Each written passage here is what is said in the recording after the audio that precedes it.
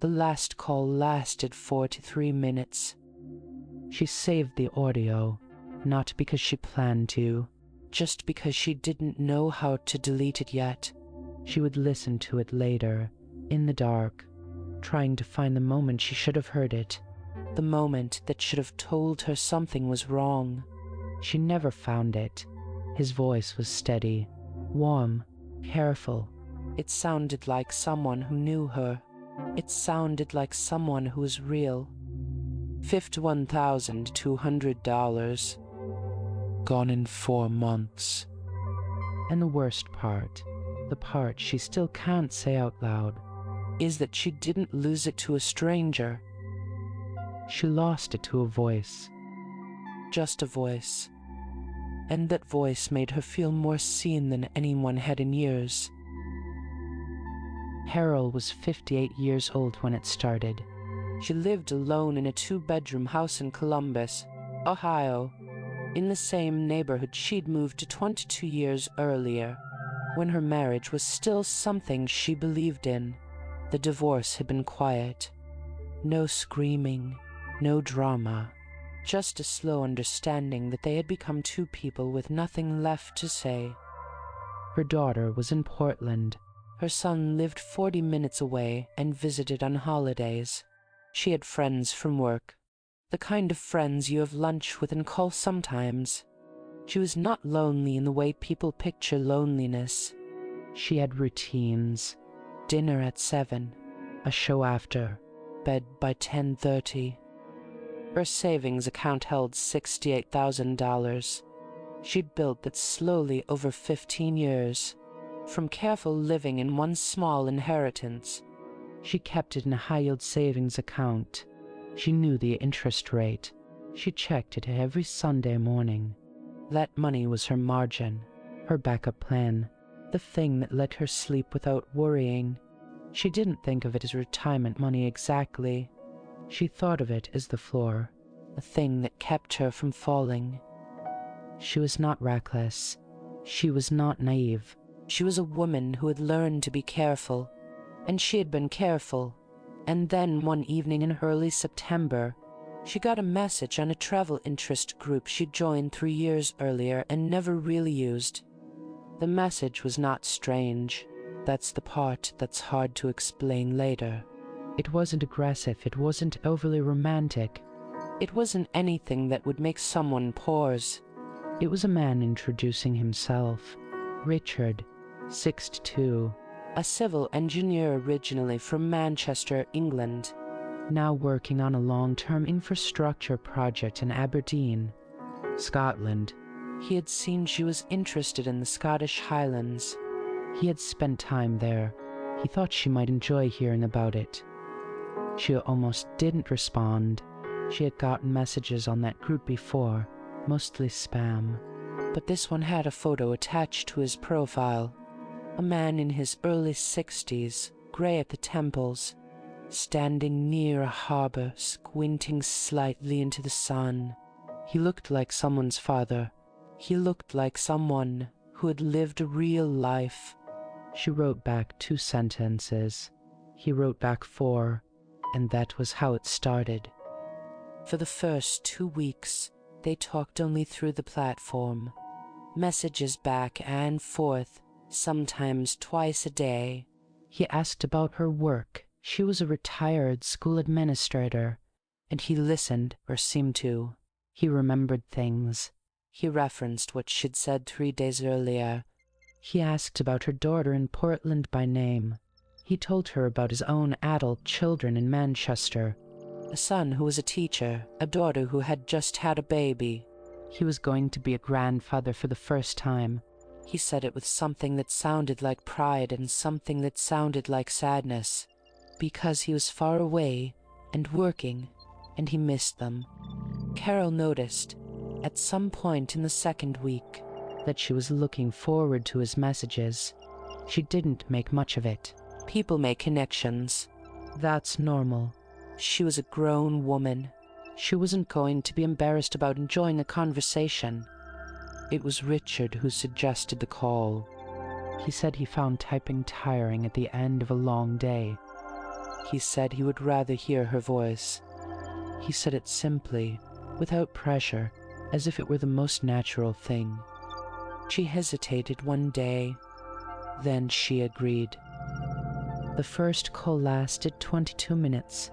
His voice was British, a soft northern accent, not heavy, just enough to feel real. He laughed at something she said, not a performed laugh, just a small, genuine sound. She found herself relaxing in a way she hadn't expected. She had thought it might be awkward. It wasn't. It was easy. Dangerously easy, though she didn't use that word then. After the call, she sat in her kitchen for a few minutes before getting up. She noticed she was smiling. She thought, I haven't done that in a while. She didn't mean the smiling. She meant the feeling behind it. I think about you more than I should, she would say at first. 3 weeks in. And he would answer, I think that's the most honest thing either of us has said. The calls became nightly. 8 o'clock her time, 1 in the morning his. He said he didn't mind the hour. He said the project was exhausting and that she was the best part of his day. She knew she should be skeptical of that. She was an intelligent woman. She had lived long enough to know that things that feel too good usually are. But there was something about the consistency of it.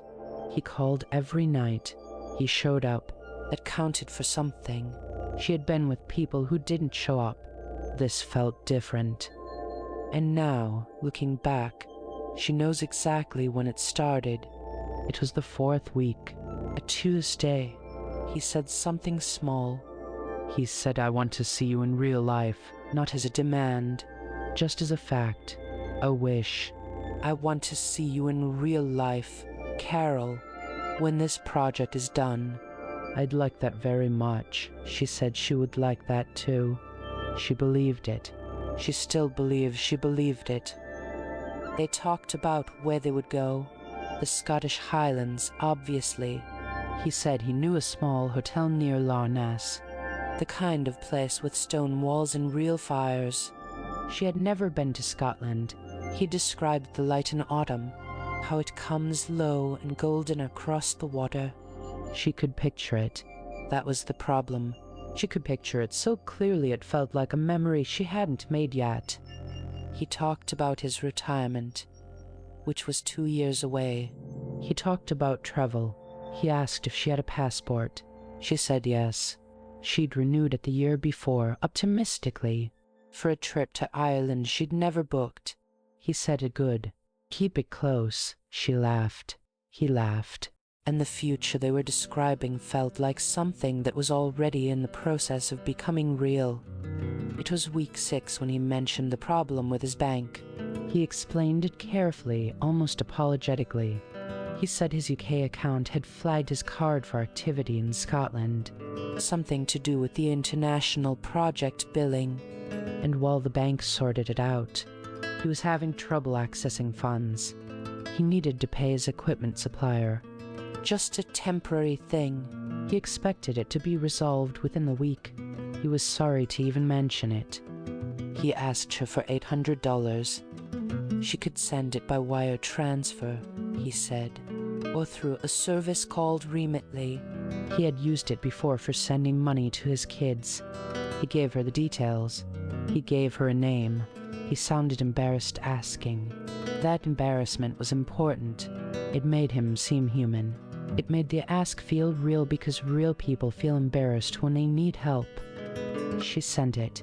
She told herself this is what you do for someone you care about. She told herself $800 is not nothing, but it is also not something that should change anything. And she was right. $800 was not going to change her life. She sent it the next morning. The second request came 11 days later.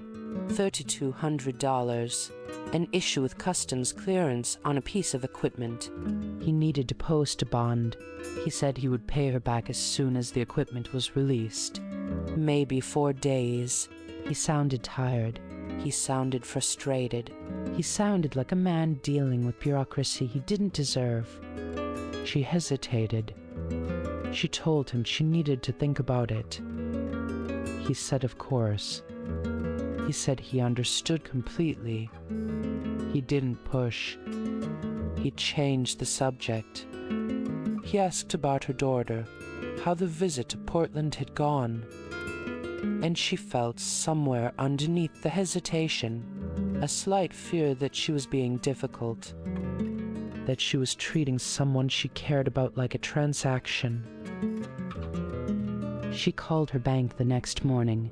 She didn't ask for advice. She just asked how a wire transfer worked. The teller walked her through it. She thanked her. She transferred the $3,200 that afternoon. He called that evening to thank her. He was emotional, not crying, but close. He said to Carol, "I don't have words for what this means to me." She felt something move in her chest when he said that. She had not felt needed in a long time. Not like this. Her children needed her functionally, to babysit, to advise. This was different. This was a man who needed her specifically, who was grateful for her specifically. She held the phone tighter. She did not think of herself as being in a romantic scam. She thought of herself as being in something real, something that happened to have temporary complications because of geography and bad luck. She thought that this is what being with someone looks like. It's not perfect. Real things aren't perfect. The third transfer was $14,000.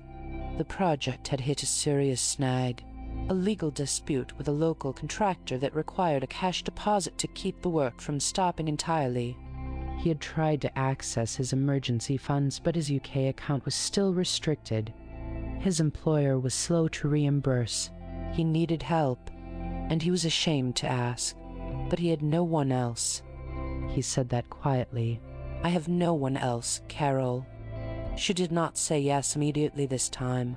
She said she needed a few days. He gave her those days. He called every night as usual.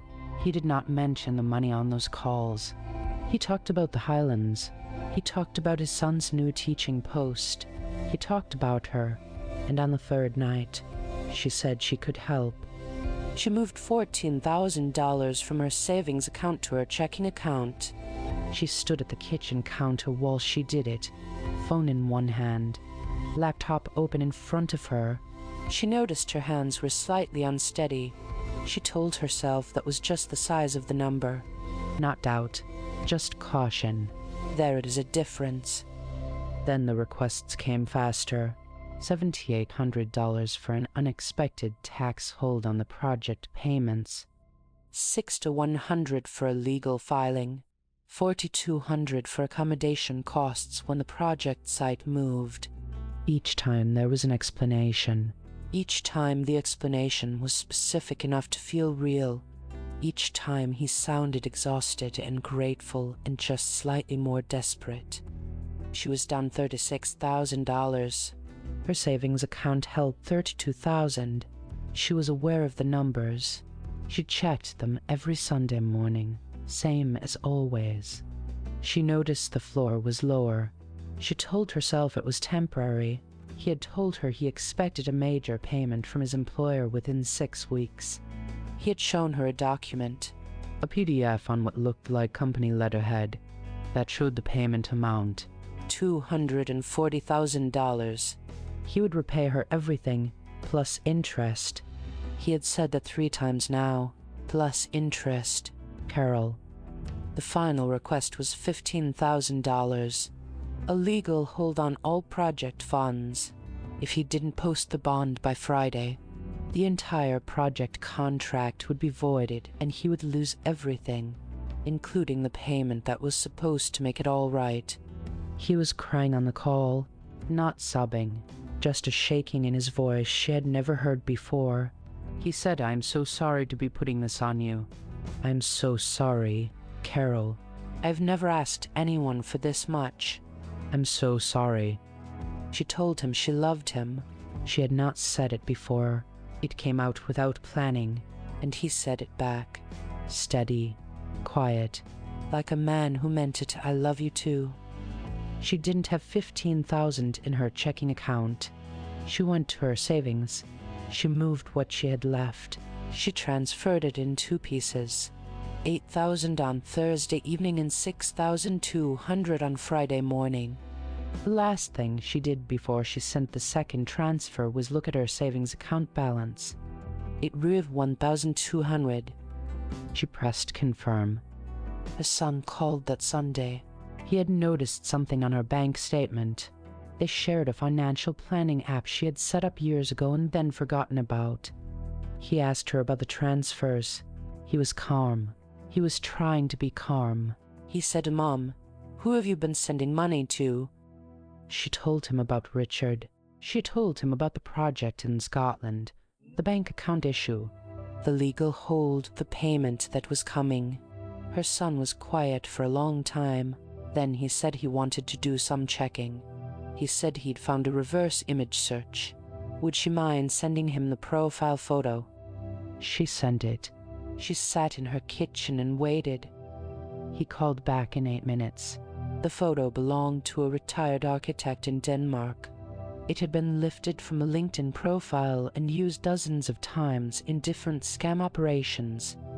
There was a whole reporting thread about it on an anti-fraud forum.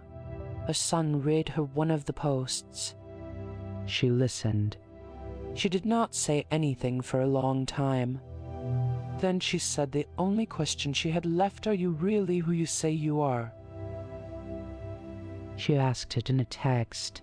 She sent it that afternoon to the number she had called every night for 4 months.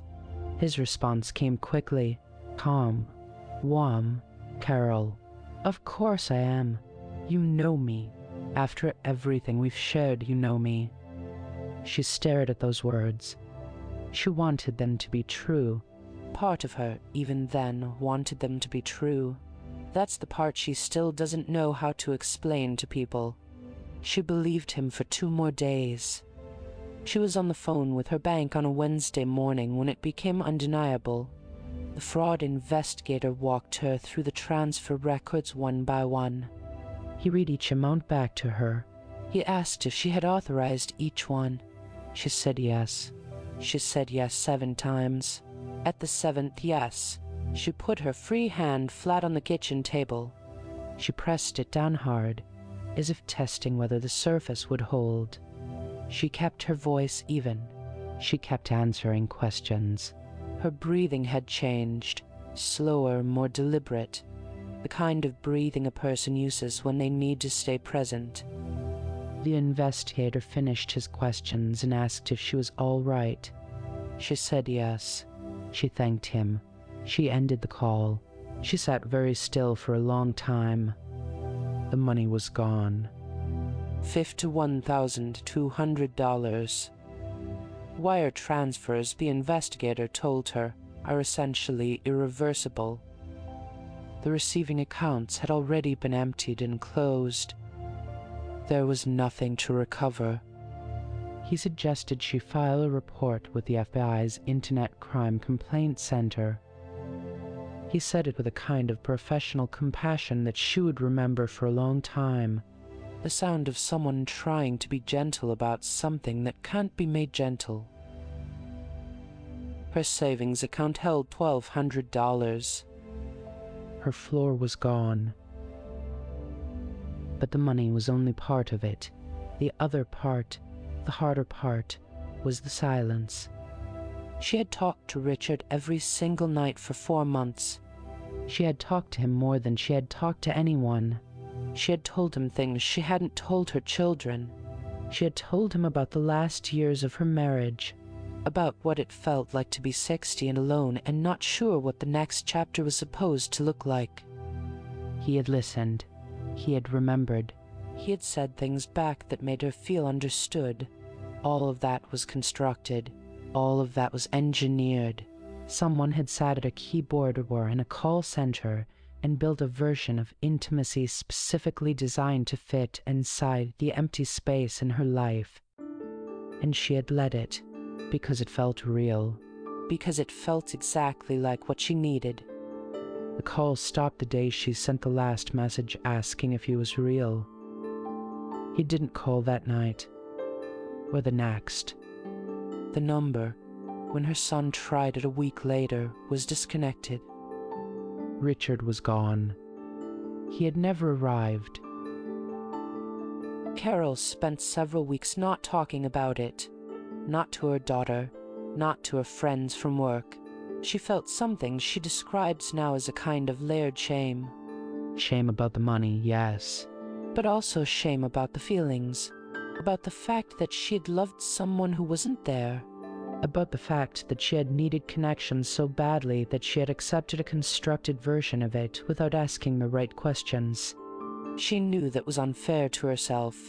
She knew rationally that these operations are sophisticated, professionally run, carefully calibrated to exactly this kind of vulnerability. But rational knowledge doesn't always reach the place where the shame lives. Her son helped her file the report. Her daughter flew home for a week and helped her go through her accounts and set up new protections. She started talking, eventually, to a small online support group for people who had been through similar experiences. She learned there was a name for what had happened to her: a romance scam. She learned that in the previous year, Americans had lost $1.3 billion to romance scams. She learned that the average victim is a woman between 55 and 65 with a stable financial history and no previous experience with fraud. She learned she was not unusual. She learned she was not stupid. She was targeted. There is a difference. She still has the audio of that last call. She hasn't deleted it. She says she's not sure why. Maybe because deleting it would feel like erasing something that happened. And it did happen. The loss happened. The feelings happened. Just because the other person was a fiction doesn't make her experience of it any less real. She is rebuilding, slowly. Her daughter set up a small recurring transfer to her savings account. She is careful now with messages from people she doesn't know. She is careful with her phone. She is careful with her heart, which is maybe the saddest kind of careful to have to be. If you're watching this and thinking I would have known, I would have caught it earlier, I would have asked the right questions, then consider this. Carol asked the right question. She asked it directly, by text. After 4 months of daily calls and $51,000, she asked, "Are you really who you say you are?" And she was given a calm, warm, confident answer. And she believed it for 2 more days. Because by that point, she wasn't evaluating a stranger. She was evaluating someone she loved. And we don't evaluate people we love the same way we evaluate